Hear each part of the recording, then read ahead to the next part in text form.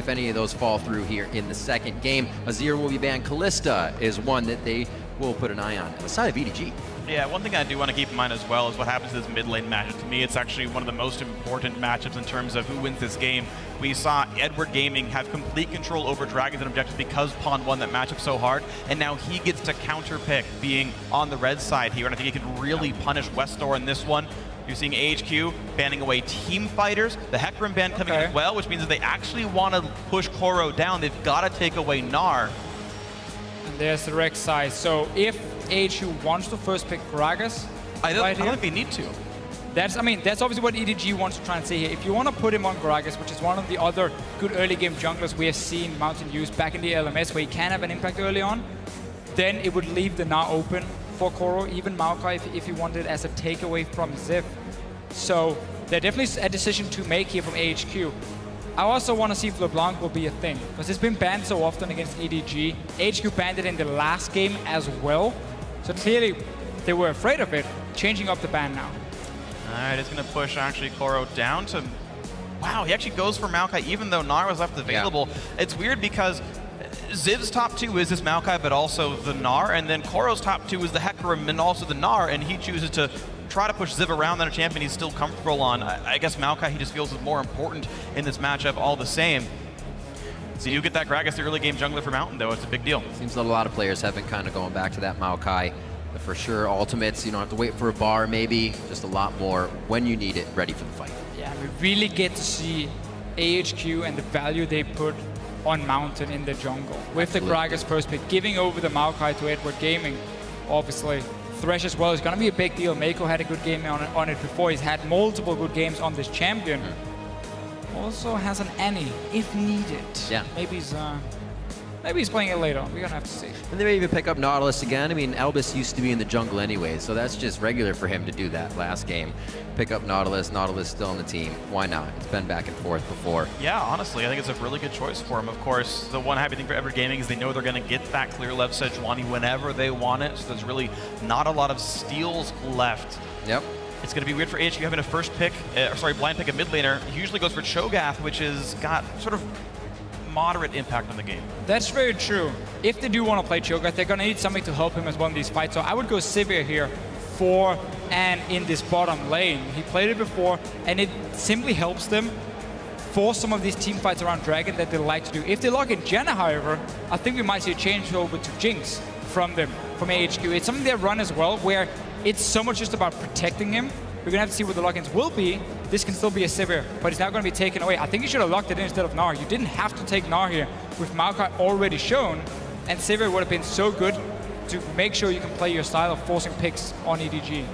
I don't know. Yeah, I guess you're right, picking up Sivir and making sure you have that style, but if you're talking about AHQ pivoting and then leaving the high-impact champions, the high-impact players of AHQ, the ones who carry the game, Westor and Anne, they have as much time as possible to choose exactly what type of champion they actually want to put into this game. If there's something in store for AHQ, letting these guys see most of the team comp and saying, yes, this is the AD carry mid laner we want for this game, I can see the merit of AHQ waiting on these two picks. Def does get to steal away the Sivir. I love that champion, of course. I think it's very strong. EDG have great team fight. Yeah, I just feel like when Kalista Urgot has been banned, passing on Sivir is a bad idea, because she's such an important champion for both teams. Honestly, it was also going to be a takeaway from Deft. So AHQ, what do they have left of playoff AD carries for Anne? It would have been the Jinx, but they swapped away from the Janna, which they most likely wouldn't have enjoyed having now, to have some disengage, because there's a lot of dive on for Edward Gaming here to get onto this Jinx. And there's nothing except for the Gragas ulti that's really going to push them away from it. We can maybe say the Gnar ulti as well. But then all of this is used very, very defensively. It's a style they've played, like to play, protect the AD carry. It's the kind of game I'd want to see Fizz in, actually. Just something to create so much havoc. But there you go. There you go. Wish granted. So, after we just talked about AHQ could struggle protecting the AD carry, they do swap away from the Jinx. They want the Lucian instead, a lot more mobility to dash around, a lot more skirmish potential as well from him. And of course, as you said, good old Fizz from Westor. Good old Fizz indeed. We'll see how they can react to the team that looks like from EDG loves to fight and will fight with this composition coming in here. that Sivir picked up means they can always go forward. Pawn is switching back and forth between this Kassadin, though, the one he came back in Game 5 with to win it for EDG. Special for him when he came back against World Elite, obviously. Sick and everything, you played the first 4 games. Now, this is also very much an LPL pick. They love Kassadin over there into the Fizz. So with the Flask start, we're gonna see 2 guys try and basically farm it out and rush to level 6 before a whole lot is gonna happen from it. And we're just gonna have to see the early impact. The Fizz 2v2 fights with the Karagas is going to be very strong for AHQ, so they're trying to change it up. Last game, they had the weaker mid lane in terms of the laning phase, and that really made them struggle around the early vision, around the Dragons. Now they have a good 2v2 skirmish where they can try and force some picks, especially once you hit level 6 on the Fizz. Yeah, I honestly think AHQ's comp looks a lot more like we've seen them win their games here in this tournament. A bunch of early game power. Mountain is back on a Gragas. We've seen Albus roam very well on Gragas, and if they break the flash off of Pawn early game, AHQ is so good at abusing summoner spell cooldowns. But honestly, both teams here getting comps that really fit their style. EDG, whenever I watch them team fight, they're so good at getting to the back line. When you have a Kassadin who's going to build the Theans, they're going to go crazy at that back. They can get onto the AD carry, onto the mid laner every single time. So, and he's going to have to just run one way because he's going to get destroyed if he stays too far forward. Gonna have to be very careful. That Sivir is what Deft got his Penta on to take them out of the LPL. And remember to keep hitting us up at LOL Esports with your series votes. Tweet hashtag AHQ win or hashtag EDG win. And we'll update the poll once we are in the game. And Raren with some kills on each side of the board. This is now AHQ. Westor said himself, like Crumb said, the man doesn't stutter. It's gonna be 4 games. They have their chance here. They saw the first pitch from EDG. See if they can repair it. HQ, if they want to make it 4 games, they're going to need 3 in a row. Either way, Edward Gaming come into Game 2 with a 1-game lead after a very close and very fun Game 1, but full of great objective control by the Chinese team. Now AHQ coming to make their mark once again. The signature Fizz for Westor. I think it's going to be a whole bunch of fun to watch this game. Yeah, so 2 assassins in the mid lane, 2 AD carries, with at least the early game being somewhat the same. Lucian needs to get a BF sword before he really starts taking over the lane against the Sivir. Can trade really aggressively. Once you hit level 6 as well, you just dash forward, you just pop your ulti in her face, and she can't really trade back with you. So that can be tricky for Deft in that matchup, but it's not one where he can just sit back and farm. And then instead, I mean, we keep talking about how Lucian, he's a champion that's good at everything, but not the best at anything. Like, he's good laning phase, he's good mid game, he's good late game. He can be played as somewhat of a hyper carry if you're really good at using him. We're gonna have to see what Ann can do, because he's gonna be very important here. Both Kassadin and Fizz, great scaling, but if a Kassadin with a Theans build go crazy in a team fight, it's over. We'll have to see just who gets ahead, because we see AHQ love getting Ann an early game lead, and Lucian spikes pretty darn hard off of 1 or 2 items. So a Theans Kassadin might have to be very afraid of a high damage AD carry on the backside of this one. And just like Game 1, actually, both teams with defensive or just sort of middle of the river wards. Last time we saw something like this, EDG made much better choices in the sort of blind pick lane swap situation. Once again, with no knowledge where the enemy team is starting. We'll see what happens here. And they're doing it again. They know that AHQ likes to keep the dual lane on the bottom side for that dragon control, and they don't have as much experience lane swapping. So they're swapping once again to the top side, trying also to stop this early aggression coming in from Mountain, where he can just gank over and over. Mako doing exactly the same. Last time he invaded on the red buff, now he's going straight to the blue buff. He spots that that AHQ was starting on the bottom side, and once again, Clearlove and Koro can now walk into this blue buff and join him. So let's see if HQ adapts. They have to go to the enemy blue buff now, where the ward has just been placed to avoid walking into 3 guys like before. Sniped out by the turret right quick. Probably didn't take all that extra damage to himself, but they still have control of the top side of the map. Great plays here as well from Mountain, as he does not want to tussle with that at all. Gives himself the easy one. And as we're pointing out, though, AHQ is actually getting experience here on Ziv. He's got Flash, he's Gnar in general. This should be fairly safe That's a good point. for Ziv to just get experience. This 4-man jungle or 3-man jungle from Edward Gaming, they're looking for a dive with this as they can maybe push in afterwards. It's the same setup again. You have your dual lane, you have your jungler and top laner on the side with the dual lane, so they are around once you push in the wave, and you obviously want to go now and deny Ziv everything. There's no help for him because Gragas is on the bottom side of the map. Yep. Notice the ward here at the dragon from EDG. That's very smart to spot who's moving there. They saw Mountain move up to the blue buff, so they know he's on the bottom side, and there's no chance of him helping, and that's why Naruto has to back away as soon as he feels there's someone coming. Otherwise, he would just end up dying. And these are very interesting choices by both teams. Ziv managed to absorb 1 level of XP from all this, and looks like he feels safe with the dive isn't happening once this wave gets cleared out, so he's absorbing a little bit more. But neither team pushing that hard to kill off the turrets. EDG going back. It's interesting because every time Ziv shows, EDG wants to kill him, and Ziv just tooling them around the map as they're just going to go for a dragon.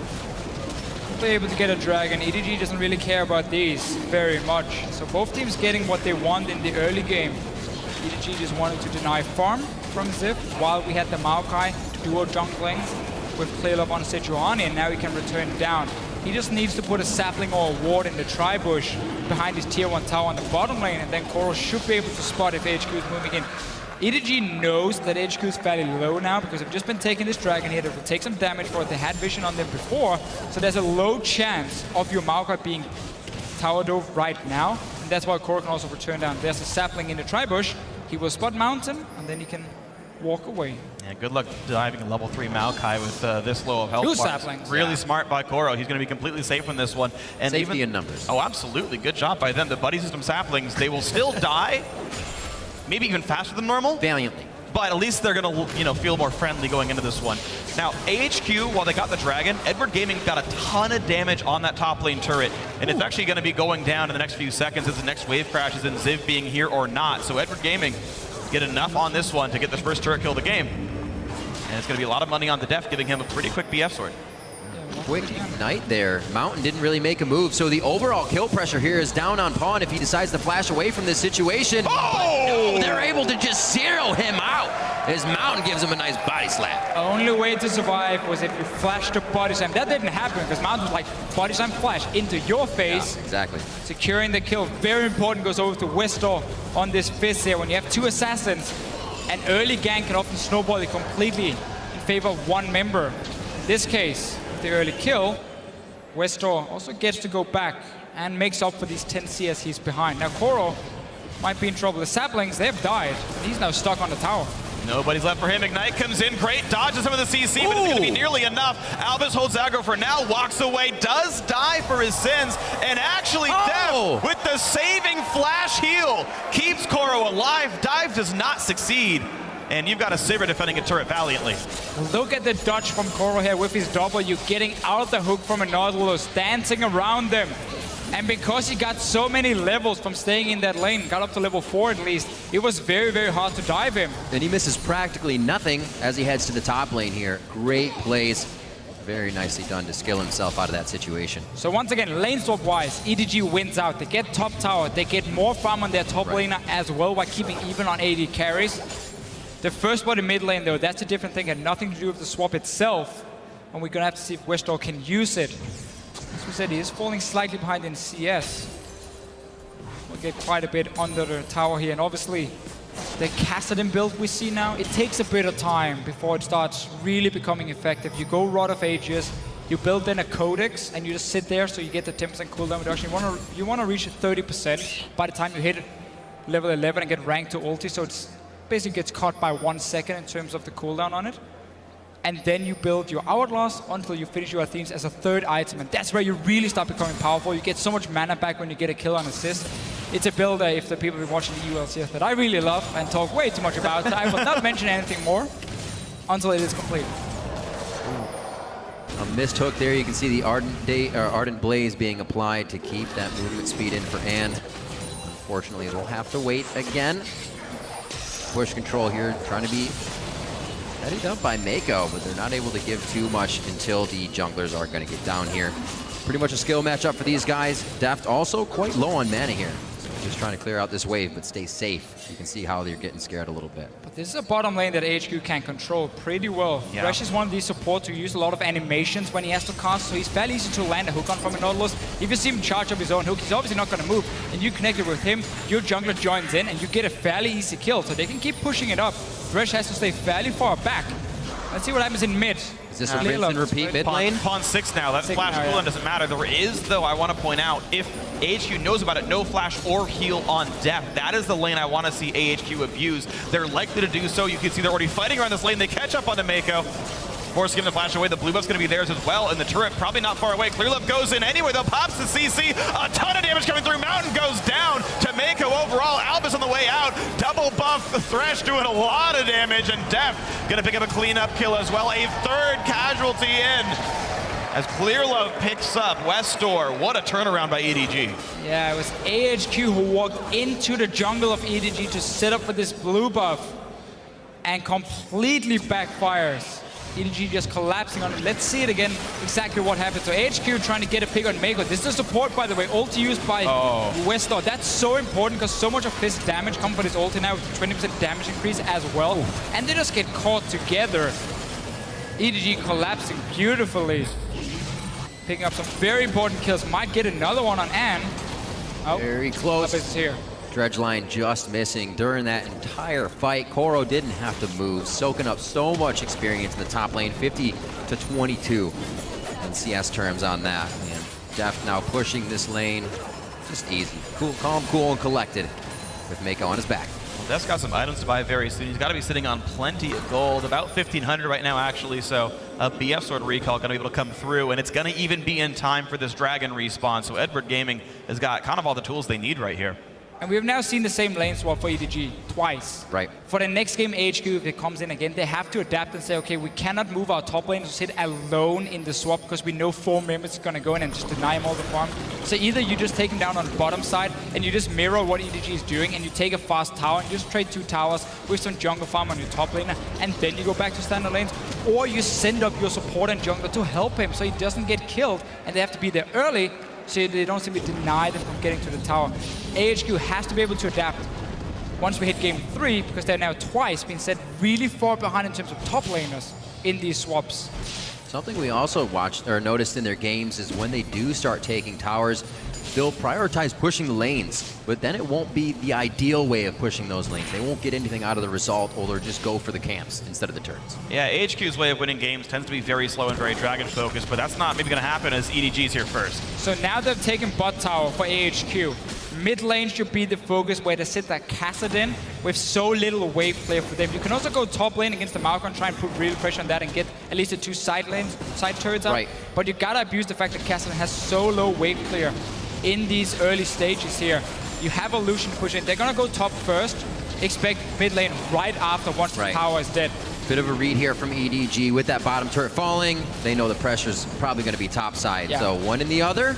See how both teams play off of this. And then we're just going to have to see EDG react to it, take the bottom lane tower and trade 2 outer turrets, and then you put Deft in the mid lane because you know the Lucian is swapping in there, so you keep your wave play AD carry with him, and then Kassadin has to just start finding farm in the side lanes. He has mobility to get away from ganks, so EDG should be able to read this. I like the fact they're trading the towers at first. But they can push even more. There is no one from AHQ reacting, and Deft is happy to keep pushing, whereas Anne's like, oh, I'll freeze the wave, no big deal. Even though this wave's going to push in regardless, so a mistake here by AHQ, but bot lane tier 2 is dying right now. This is kind of that pushing the lanes ideally, gentlemen, we were just talking about. EDG is able to act on that way better. 2 in a row here, and already the pressure has backed. AHQ is in response mode now. Actually, Anne stays in the top lane. They may get Core out of this one. Just a few more shots to take him down, and it looks like EDG will start to back from their bottom lane fight here as they finally pick up that kill onto Koro. So they get 1 kill top lane, but 2 towers died in the bottom lane. That's very important. Makes it super easy for Deft to just go into this mid lane and start defending against the Lucian, the push that you know is gonna come from AHQ once he's getting a bit of fun maybe in the top lane and another kill, potentially. You don't want to feed this Kassadin. His build does take time, but once he hits the 3 items, he becomes an absolute monster. Time's ticking faster for EDG. It's getting even better as Pawn's already got a kill and 2 assists. He's scaling up nicely despite being first blooded. And look at Deft here now, realizing you cannot take the farm top, you have to go mid lane. We see Lucian show up, so both teams know how to push the advantage now. And then Deft realizes there's a red buff as well because they just cleared the wave mid. So he will get something, but he will get in the mid lane, don't worry. That's a lot of self-control to leave that wave there as a set. It is worth pointing out as we get into this point of the game, though. Dragon just died a couple minutes ago. Most of the outer turrets are already gone. but it's only 13 minutes into the game. The actual ability to tower dive is actually quite low at this stage. Normally you see top laners who freeze get punished because you dive the mid laner, stuff gets really crazy, you see Westdoor in kind of a weird spot, but in this case, both top laners actually are freezing, trying just to scale on up. A great dodge by Westdoor, but now actually a fight may just start. Clearly going to get hit up. The shark comes through, or is it Irv? And more stuns still coming through. Ziv really wants to do something, forcing the Q over the wall, but a re-engage by Westdoor hops away from the Flay. Koro in the front line, goes in onto Albus. This Nautilus taking plenty of punishment. And where is Deft? Where is Pawn? They're joining now the fight. EDG could be re-engaging and picking up some kills. Ziv looks like he could back in with Nard, mits the wall up, and they do take down Mako. Now onto Westdoor. Koro is actually low, though. That Nard ultimate just shoves everybody up towards the top side of the fight and repositions AHQ to be able to turn around. Deft, can he clean it? Actually, Ann gets out of vision. Now he's got to turn towards Mountain. Is there enough to get over a wall and dodge out on Deft? The ward is there. It's one last boomerang. You better duck. And Ann's, or in Mountains. Oh, he's no! out with the barrel slow. Oh! He had to suck in for that one. He's okay, unless Koro decides, okay. Oh, if you're okay, let's see, home guard. Home guard. Flying through, that's a fast tree. I don't think he's gonna be cutting anything down on this one though. Quickly slowed down and shut down on the home guard speed. We're really learning how greedy Koro can be. Teleporting in for that one. Chasing Mountain, he stays alive. Now this mid tower taking a lot of damage from Deft. Might see some more fights. Oh, almost predicting the Lantern. Man, so many near kills in all these fights. Really fun battle to watch. And AHQ came out of that last fight. Oh, nice Q. Came out of that last fight up 1 kill, actually. I didn't think it was going to go so well for them, but they did claw their way back in a little bit. All that said, though, 2,000 gold lead for Edward Gaming, and we can watch that incredibly close fight one more time. So let's see, Tailov is now out of the fight. And if you look at the minimap, Cassidy and Sivir are coming in, but they're coming fairly late. So AHQ is staying 5 players together at the moment, just trying to find targets. EDG decides to re-engage just when Meganar pops for Ziv. Wester goes back in, get a good stun and a good ulti later on. So it's looking okay for AHQ. But now the damage dealers start joining. Deft is coming down the bottom of your screen here as well, and will try and at least get some kills. And in the very end, Mountain. So quite an escape. Make sure HQ gets out alive. Well, he gets out alive. Woo! And he's drinking while doing it. Yeah. He's trying to be responsible, though. He got out alive. It's like drunken boxing. You just got to swerve a whole lot, and they never know where you're going. That's right. 16 minutes into this one. Mountain seems to be one of the first out of the gate after that big fight and the replay. He is able to grab a little bit of control here. There's going to be a minute onto Dragon. So far, 1-1 to each team, but they have their eyes set on number 3. And a better showing in the early game for Mountain this game here on the Gragas. Still not able to really gank a whole lot, simply because of the Elaine swap coming in from EDG. Had that very good dive in the mid lane, though, for the first blood. He's definitely been pulling his weight on this Gragas. I like that. Yeah. It's very impressive. We'll see what Westdoor can now do. He is in a bit of split push mode for the team. That means they're going to have to be kind of relaxing a little bit on these engages. Hopefully Koro doesn't get in their face too hard as he's been trying to. He's to the top side to clear. Both teams are kind of just waiting it out here until we get the spawn of the Dragon. Looks like Westdoor has already backed and will be in place. And last call for recalls. Right. We can see the setup we talked about, where you keep Deft in the mid lane to have the wave there. You put the Cassidy in the side lane instead. He can sit there and farm all he needs. And now you got to worry about this Dragon control in terms of the vision in there. There are a few green walls being placed by AHQ and only 1 ping, so none of the teams really committing too hard to it yet, but you can see everyone is moving to the area. Who gets out the control first? And we're going to have another bloody team fight. I don't think EDG can sweep all the wards where the AHQ has. Meanwhile, I think, unless these sight stones come back down, Edward Gaming doesn't have a whole lot of vision over this area. As the recalls come in, though, they do have plenty of charges. And we're going to see just how Edward Gaming plays this fight. I think they are the team with the control. Maokai pushing down the mid lane, Cassidy pushing down the bot lane. They're still all grouped up on this side of the river, protecting the pink ward that's so important for them. AHQ do not have any deep vision in this one. Not on the river, at least. That's the on the hunt. Looks like they're not going to be able to get in too much range. Over the wall doesn't give us too many options to the rest of the team. Pawn can still make it over. They're getting under their own turret now. EDG gets bounced back. A great explosive cast from Mountain. Oh! And the follow-up is there from Han. Piercing light through the entire team. Mountain chugs. The passive can't keep him alive. And it is a 1-for-1 in a quick fight. The Dragon is still alive. Westar is not done yet. He's going back in. And Shark comes in, but he's exhausted all the same. Not a lot of damage coming through. Forced to jump back up, but Sif goes in.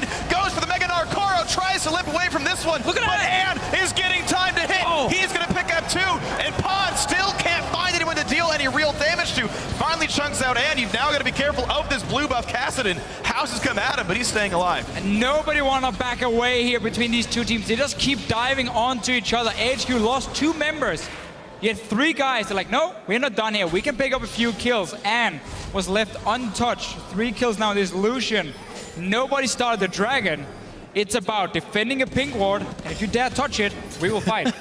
That's one of the parts I love. If there's no other reasons on the map to fight, putting a ward down is going to make the reason for you. Let's see this again. We said if it wasn't Westar to carry fights, it would be Ann, and throughout this, you got a triple. So EDG has a lot of ways to engage, and they see Westar on the bottom side. That's why they go for it here. Get some good kills early on. Deft, though, getting knocked back into the tower, will end up dying. This is very important that he goes down, because a lot of the damage for EDG gone now. So despite them getting 2 kills, AHQ with also Mega now coming up, feel like they can still go for the fight. And will get a few kills from it. Let's see what happens. So Westar doesn't get to do a whole lot, but Ann, nobody's jumping him. All the CC has now been used. Mako is almost out of mana as well. And with the Meganar, and Ann just staying in the back, he gets 2 kills for himself. And guys, there's more fights. And it's going to be a fight that Edward Gaming might not like. Pawn has to jump over the wall for this one. AHQ happy to re-engage. Nice hook over the wall. Mountain getting caught out, but Deft getting hit up by Westar goes down to the passive. And now more kills come through with Playful Trickster. Mako point blank calling. A 3rd kill comes in. 1 traded back by Koro, but now he's all alone. Pawn's left him. He's left Koro to die by himself. The tree falls alone to the forest, but AHQ is there to listen to it happen. And it's so crazy watching these fights here. Both teams just keep jumping in and going for them. And when you run comms, that kind of does the same. Winning mid-game fights are so good for you because you snowball even harder because you know how EDG wants to win the game. It's the exact same thing for you, but if you're just that much stronger from better items, more gold, how is EDG gonna win? And I hope we get a quick replay on that one too, because Pawn took the Lantern, the guy that could rift over the wall, and left Deft on the other side by himself. He miffed the wrist block. He like face checked a wall and was like, oh God, let me get out of this one. And then Deft was sad, but. Oh, he's like, that was my Lantern. And also, nobody's far enough ahead yet for us to say it's really snowballing. I think the gold is equal towards right now, anyone. It's dead even. Let's see what happens. See how close this was, actually. Westar jumps in, gets quite some damage, and then we smack into the wall. If we're the Kassadin, we leave our AD carry out there. He's on his own now. Deft goes down, meaning once again, AHQ can win the fight because they take down one of the damage dealers. When we have all these tank comps here, getting to that back line is so important in the current meta, and because the face plant I get into the wall, there's left and Koro. Oh, it is never ending right now. What a brutal game. AHQ seems to be already engaging on EDG, or EDG the other way around, double turret dive, and they are regretting it now. They've already lost Koro, they've already lost Pawn, and now they have to run out as AHQ stands 5 tall. And let's see what they can get off of this one. AHQ traditionally just keeps capitalizing on dragons more than anything else. I want to see how relentless they can actually be in terms of pursuing objectives after these team fights. 26 kills this game in 22 minutes, and AHQ still stand at only 2 turrets taken down. They'll steal away a blue buff. That seems pretty safe. But as far as deep wards, not many down and not many turrets being pressured either. When do you even have time to deep ward in this match here? Every time we have a replay, we come out, there's another team fight going on. So none of the teams That's because somebody warded. Sure, but but they weren't deep. You're right. They weren't deep. None of the teams really been able to set up anything other than just an engage on each other. So it's going to be a lot about also the side lanes here, because if you can set them up before a fight starts, it makes it very hard for the other team, despite winning it, possibly pushing down anything, because you got all these minions they have to deal with. We're going to have to see if that's going to be important for either of the teams later on. The Kassadin is slowly but surely getting to his 3 items. The cooldown reduction is now sitting on around the 30% mark. So yeah, you cut a whole second off your ulti.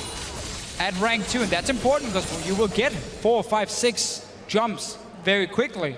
Absolutely crazy so far. 15-11, 23 minutes into the game. Deficio, you may have to start jumping in on some of these fights with me and Free. It's just getting wild right now. 4-2 in turrets, and EDG, the momentum of game 1 does not seem to be flying through for them as AHQ still keeps this game quite even. Great job by Ann so far. 4-0-8, 192 out of the lane. I mean, this is AHQ getting to play their kind of game. They got the AD carry ahead. He's actually held a minion lead over Deft pretty much the entire game. The Lucian counterpick, if you will, working very well in the matchup. Westor got to go make plays all the time. Unsurprising here. Ziv's actually on a self-sufficient top laner, and though he's losing the matchup, he's still able to create some kind of pressure. But Mountain now getting cut out here. Pretty hard to miss a champion that big, especially with a name that big. And he's going to try to run away. A great explosive cast. Going to buy some time, but in comes Koro. He's going to find Ann, but the rest of the team still goes for Mountain. But it's still going to be the shutdown. AD carry falls, and Alp is going to be maybe the next one to drop. Yes, it is. Pawn doing so much work. Now catching up towards Ziv. Still alive. Is alive but low. He's maybe a hill at this point. And EDG with plenty alive could push down another turret.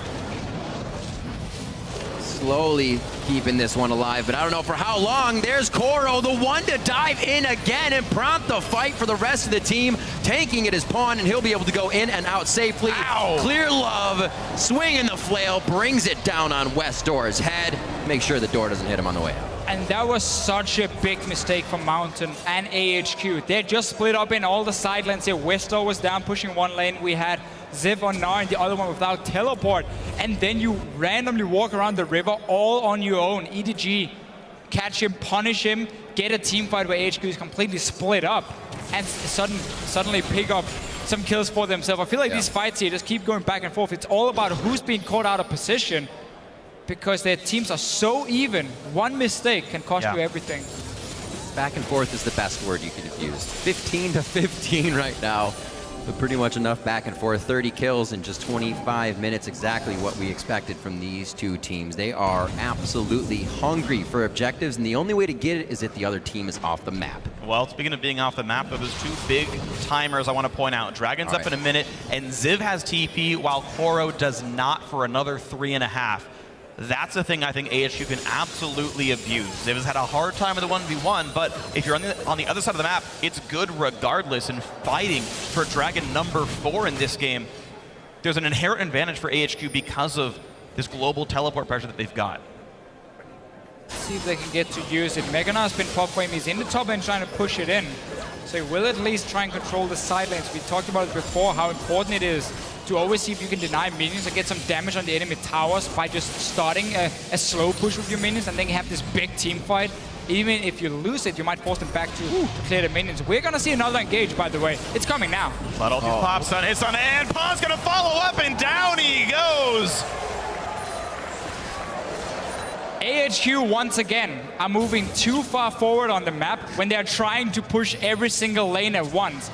You are against so much mobility from EDG to just get onto you every single time. And now Mountain is being caught out.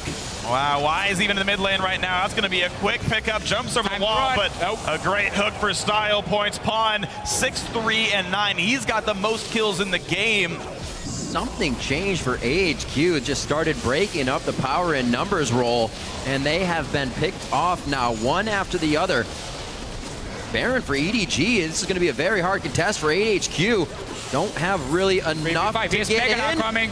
Albus trying. Ziv is going to gnaw out just now. He locks down Clear Love. Baron actually has about 1,500 HP. Nobody can really keep fighting for it, but they're trying to push everybody, so Baron is attacking them. Pawn picks up a double. Then it's going to be Clear Love as he gets the Baron. Beautiful fight, and just in and out by EDG on that one. Yeah, AHQ really feel like they're taking a little bit too relaxed when they're just walking around the map and being caught out now a few times. EDG get that Baron, we know they will go instantly for it. They don't care about the dragons. If you lose a fight in the late game, Baron is gone. And AHQ just don't know when to say no. Time and again we see them say, but you're going for Baron or Dragon, we must fight you here for this one. And sometimes it works, but frequently it does not. No cross-map objectives taken for when EDG goes for a fight. Oh, goodbye. Look at his build. He had enough gold to go back and get another large rod for himself. He's getting really, really fed. 9 kills now, 10 kills in the last game. And had just come back up. We see Mountain down as well. EDG taking full control here of game 2. AHQ still going to try their damnedest with every fight and to keep fighting, to keep themselves in this one. We see second dragon being picked up now by AHQ. They tie those up. Still 4-3 in turrets here. We'll see where their pressure goes. Koro, strong again, trying to be aggressive in the mid lane. Never really hitting late game here for the mid laners. We're gonna see the difference. Fizz is so much about landing his ulti and blowing up one target. The Cassidy can keep jumping onto your AD carry over and over and over. He's gonna have such a low cooldown. 2 seconds base with also 30% cooldown reduction for him at rank 3 when he hits level 16. And then you have that Athene's giving, is it like 40% mana back or 30% mana back? You have your Nether Blade and everything. You get so much mana back when you get a kill or an assist. So EDG can just keep jumping on your back line. Fizz won't be able to do the same. And that's going to be a big difference. Here we go, Edward Gaming. They're great at playing alongside Baron Nashor buff. And look at this, a hook on. Albus goes down. Mako gets the kill because he wants one too. Koro, where else would he be? Inside the enemy ranks, and they're just pushing AHQ around. Inhibitor gonna go down 29 minutes in, but more kills, why not? Ziv hooked up and killed. A stun on him out, and he's gonna have to retreat as well. AHQ on the back foot. Edward Gaming looking to push in to win this game, to start the series out 0-2. A re-engage comes in. I don't know if it's going to be enough because Pawn is crushing everybody. A shutdown does come through, but I think Westor has to go back and was out on the hook. Mako gets his second kill of the fight. 3, 4, and 19 for him. Koro on the fountain, not of his own will, but he might still survive the fight all the same. EDG, it's going to take him some time. The real sentence from Mako there. Taking one down on the fountain. It took a while for EDG to find a crack in AHQ's armor. Once they did, they went from 15 to 27 kills, and Baron immediately, and then on to the Nexus. EDG take game 2 over AHQ. Talked about how when we have 2 comps that does the same, if you stop making some mistakes, it's just going to snowball so heavily in the other direction. EDG completely punished AHQ for honestly randomly being caught out on the map, and then the Baron was everything they needed to finish it. And Pawn on Caston. His name may be Pawn, but this game he was king. 25 kills and assists of the 27 that his team had overall. He was absolutely everywhere. Got first blooded in a snowbally assassin matchup, and yet found ways to crush all throughout the game. Hey man, since the days of old, the Pawn has been the only one that can bring your team back into the game. And he does it here once again. It just seems like nothing can stop him once he gets a few kills on his Kassadin. And 10, 3, and 15 is the score he records here in game 2. We are really seeing AHQ play into the play style of EDG. What they like to do is have these fights over and over and over. They're a team fighting team. They do it really well. If you make a mistake, you get punished, and that's what happened now in 2 games in a row. Also, this lane swap, as we talked about in the game, it has to be fixed. You cannot keep falling behind to the same strategy from EDG in the lane swaps. Yeah, you got punished, as you see there. No, please. You couldn't hold back, could you? For more on EDG's second win here, we're going to send it over to our guys on the analyst desk.